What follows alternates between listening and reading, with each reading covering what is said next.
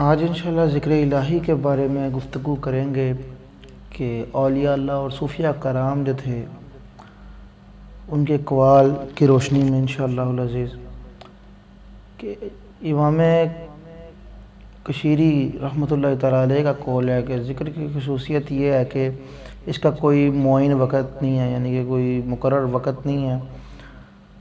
ہر بندے کو ہر وقت اللہ کا ذکر کرنے کا حکم ہے، ٹھیک ہے نا؟ جیسے وہ قرآن کریم کی آیت ہے کہ اللہ کو یاد کرو اٹھتے بیٹھتے سو لیٹتے، تو یہ ہر لمحے یہ بندہ تین ہی حالتوں میں ہوتا ہے نا، یا تو بندہ اٹھا ہوتا ہے یا بیٹھا ہوتا ہے یا لیٹا ہوتا ہے، تین ہی حالتیں ہیں نا انسان کی۔ ظاہری بات اگر چلے گا بھی تو اٹھ کے ہی چلے گا نا، سو اس لیے تو خواہ وہ فرض کے طور پر ہو، خواہ استحباب ہیں مستحب ہیں اس کے طور پر ہو، نماز اگرچہ تمام عبادتوں سے اشرف ترین ہے عبادت ہے، مگر بعض وقتوں میں نا اس کا ادا کرنا بھی جائز نہیں ہے۔ جیسے کہ آپ نے سنا ہوگا وہ اپنا زوال کے جو اوقات ہوتے ہیں اس میں فرض نماز آپ نہیں ادا کر سکتے، لیکن حضور علیہ الصلوۃ والسلام نے فرمایا ان اوقات میں آپ توبہ کریں۔ ظاہری بات ہے توبہ بھی ایک ذکر ہے، تو اس لیے ذکر دائمی ہے۔ خیر یہ میں اپنی طرف سے ایڈ کر رہا ہوں اس چیز میں، ذکر دائمی ہے۔ ذکر بالقلب جو ہوتا ہے، ذکر قلبی جو ہوتا ہے، وہ عام حالات میں ہمیشہ جاری رکھا جا سکتا ہے۔ اس کے لیے تھوڑی سی آپ مشق کریں گے، اس میں انشاءاللہ العزیز آپ کا جو ذکر ہے، ذکر قلبی ہے، وہ ہمیشہ کے لیے جاری و ساری، خواہ کسی بھی حالت میں ہوں آپ، تو ذکر قلبی ہے وہ جاری رہے گا۔ حضرت جنید بغدادی کا قول ہے کہ ذاکر کا ذکر میں فنا ہو کر مذکورہ مشاہدے کو پانا، ذکر کے جو عظیم ترین مقاصد ہے نا ان میں سے ایک ہے اس مشاہدے تک پہنچنا۔ حضرت ابو علی دقاق رحمۃ اللہ تعالیٰ علیہ آپ فرماتے ہیں کہ اللہ تعالیٰ کی راہ میں ذکر ایک قوی رکن ہے، یعنی کہ لازم ہے اس چیز میں، بلکہ اس پر ہی سارا دار و مدار ہے۔ اور ذکر جو ہے، ذکر دوام کے بغیر کوئی بھی شخص اللہ تک نہیں رسائی حاصل کر سکتا۔ اچھا اس میں انہوں نے لکھا ہے ذکر کے دو اقسام لکھی گئی ہیں، زبان کا ذکر اور دوسرے نمبر پہ دل کا ذکر۔ اچھا زبان کے ذکر کے ذریعے ہی نا انسان دل کے ذکر کو دائم رکھ سکتا ہے، یعنی کہ زبان سے وہ کہے گا تو دل اس چیز پہ لگے گا۔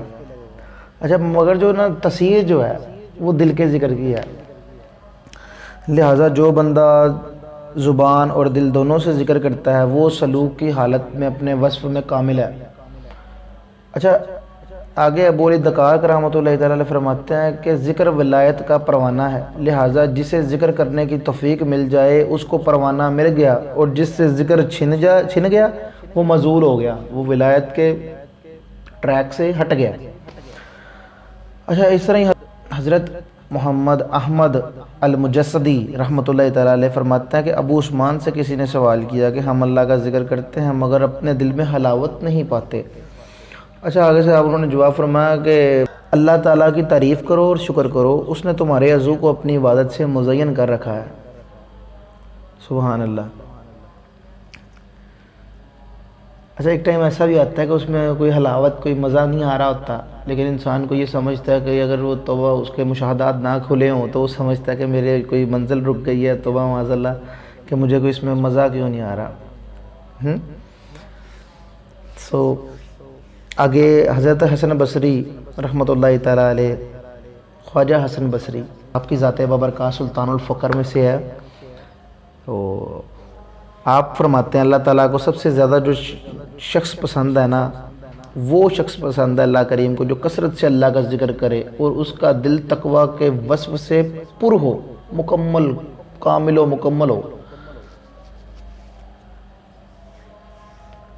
اچھا آگے ہی حضرت جنید بغدادی فرماتے ہیں کہ اللہ کی محبت کی علامت زبان اور قلب سے اس کا دائمی ذکر کرنا ہے، جسے ذکر الہی کا شوق ہو اسے محبت الہی حاصل ہو جائے گی۔ ذکر الہی کا شوق پیدا کر لیں، محبت الہی حاصل ہو جائے گی۔ سبحان اللہ، بے شک۔ اچھا حضرت فتح موصلی ایک بزرگ گزرے ہیں، آپ کا قول ہے کہ جسے اللہ سے محبت ہو وہ ایک لمحہ بھی اس کی یاد سے کبھی غافل نہیں، یہ خالی نہیں رکھتا، وہ اس جگہ کو وہ اللہ کا ہی ذکر کرتا ہے ہر وقت۔ اور اس کی اطاعت کرنے سے تھکتا ہی کبھی نہیں ہے۔ اور نوری فرماتے ہیں کہ ہر چیز کی سزا ہے، عارف کی سزا یہ ہے کہ وہ ذکر الہی سے بیگانہ ہو جاتا ہے۔ اللہ اکبر۔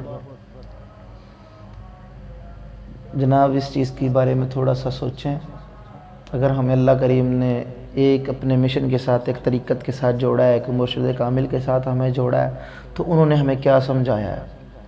انہوں نے ذکر کی طرف لگایا کہ ہمارا ایک لمحہ بھی ذکر سے غافل نہ ہو۔ تو اب ہم نے خود سوچنا ہے کہ ہم کدھر کھڑے ہیں۔ ہم کیا آیا کہ اپنے یہ جو شیخ طریقت ہے ان کے کال پہ، ان کی باتوں پہ عمل کر رہے ہیں، کہ صرف فارمیلٹی کے لیے ایک رسمی مرشد پکڑا ہوا ہے ہم نے؟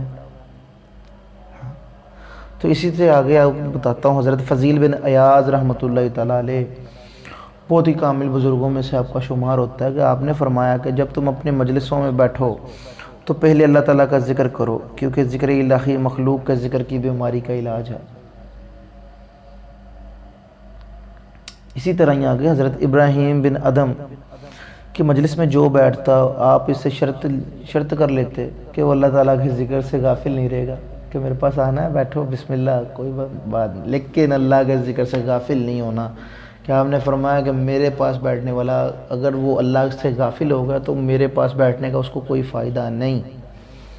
یہ اہل اللہ کا طریقہ کار تھا۔ حضرت یحییٰ معاذ رحمۃ اللہ تعالیٰ علیہ آگے فرماتے ہیں کہ اپنے دلوں کو ہر وقت اللہ کی یاد سے تر رکھو، کیونکہ ذکر الہی سے غافل ہونے کا باعث وہ فی الفور دوری میں چلے جاتے ہیں۔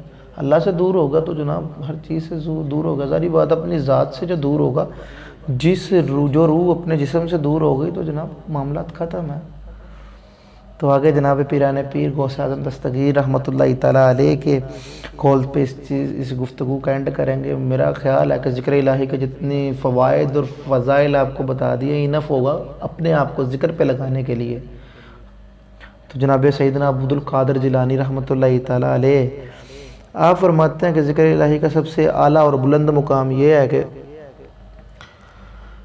دل اشارات الہیہ سے متاثر ہو، یہی ذکر دائمی ہے جسے نسیان کچھ نقصان نہیں پہنچاتا اور نہ غفلت اس میں کچھ کمی پیدا کر سکتی ہے۔ یہ اعلیٰ مقام ہے کا وہ فرماتے ہیں لوں لوں دے مڈ لکھ لکھ چشمہ، لوں لوں بھی ذکر کرتا ہے اسی کا ذاکر ہو جاتا ہے اللہ کا ہی، کیونکہ ذکر کے اس بلند مقام پر سکون نفس اور خطرہ کی حالتوں میں ذکر جاری رہتا ہے۔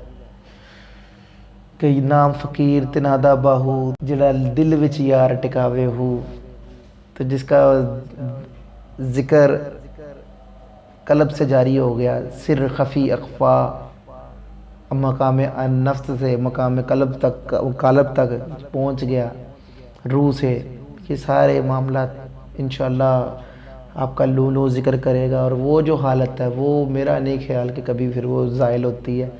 اللہ کریم استقامت دے آپ کو، اور مجھے ایک آخر میں حصول برکت کے لیے ہم نقش بندی ہیں ان کے معاملات کوڈ کر لیں سے جناب بہاؤالدین نقش بند رحمۃ اللہ تعالیٰ علیہ کے، کہ آپ فرماتے ہیں کہ ذکر غفلت کے دور ہونے کو کہتے ہیں۔ جب آپ سے غفلت دور ہو گئی ہے تو وہی ذکر ہے، جب غفلت دور ہو جائے تو خاموش بھی رہے تو ذاکر ہے۔ جناب اس سے بڑے مجھے کوئی تعلیم نہیں ملی، تو یہ اینڈ ہے۔ کتنی خوبصورت بات ہے یہ، بات میں آپ کو دوبارہ دہراتا ہوں کہ جو ذکر ہے نا وہ غفلت کے دور ہو جانے کا نام ہے۔ تو جب غفلت دور ہو گئی تو آپ کا خاموش رہنا بھی ایک ذکر ہے اور آپ ذاکر ہو۔ ٹھیک ہے، انشاءاللہ اللہ عزیز آگے بھی اس کے معاملات میں کرتے رہیں گے گفتگو۔ اللہ پاک آپ کا میرا حامی و ناصر ہو۔